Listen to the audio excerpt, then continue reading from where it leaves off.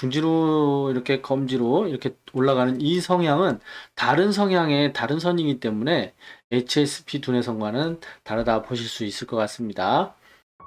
안녕하세요. 자기통찰의 이통찰입니다. 말씀드린 대로 이번에는 HSP 두뇌선이 어떤 것인지 좀 알려드린다고 했잖아요. 그래서 그걸 말씀드리려고 하는데요. 그림을 보고 같이 설명을 드리겠습니다. 자, 우선 손금을 보시게 되면 이렇게 생명선이 있겠죠. 보통 두뇌선은 생명선에 붙어서 이렇게 나오게 됩니다.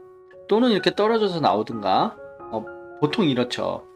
하지만 이 과민성 두뇌선은 이렇게 생명선 안에서 이렇게 나오게 됩니다. 생명선 안에서 이렇게 나오게 되는 것이 과민성 두뇌선이라고 합니다. 이 과민성 두뇌선은 하나 예를 들어보자면 회사 생활을 하는데 기본적으로 8시간이라는 업무 시간이 있겠죠. 그 업무 시간에 어떠한 업무를 하나 전담을 받았다 쳤을 때 보통 사람들은 그 8시간을 잘 쪼개서 활용하게 됩니다. 근데 극히 몇몇 분들은 그 8시간을 잘 활용을 못하고 일을 몰아치기 하듯이 반나절도 안 되는 그 시간에 모든 것을 끝내버리게 됩니다. 그런다고 해서 그런 분들이 능률이 8시간을 활용한 분들보다 못하느냐? 그건 또 아니라는 얘기죠.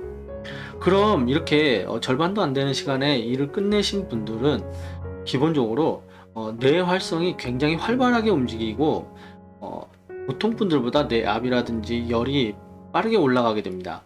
그럼 그 나머지에 대한 시간은 머릿속을 식혀주는, 뇌를 식혀주는 그러한 시간으로 가져줘야 하는데 회사라는 그 규정이 있잖아요. 업무 시간이 있고, 그럼 그 시간을 맞춰야 하는 그 시간, 나머지 시간 동안에는 머리를 식히는 게 아니고 계속해서 똑같은 스트레스와 억압에 힘들어 한다는 것입니다.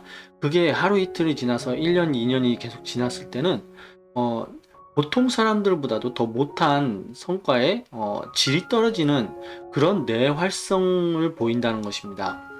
그것이 바로 민감성, 예민성 두뇌선인데요. 그게 바로 저는 이제 HSP 두뇌라고 얘기를 합니다. 이 HSP라는 것은 미국의 심리학 박사 일레인 아론이라는 분이 그 HSP라는 것을 도입했는데요. 이 HSP는 High Sensitive Person이라고 해가지고 매우 예민한 사람들을 얘기합니다. 이 매우 예민한 사람들은 이 전체 인구의 약 15%에서 20%가 그렇다고 하더라고요.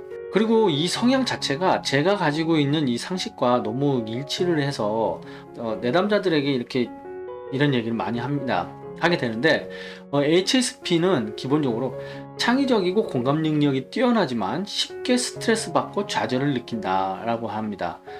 제가 가지고 있는 상식과 기본적으로 잘 매칭이 되고 맞다고 생각을 해서 극히 진짜 한 10분 중에 한두 분 정도가 이런 손금을 가지고 계십니다.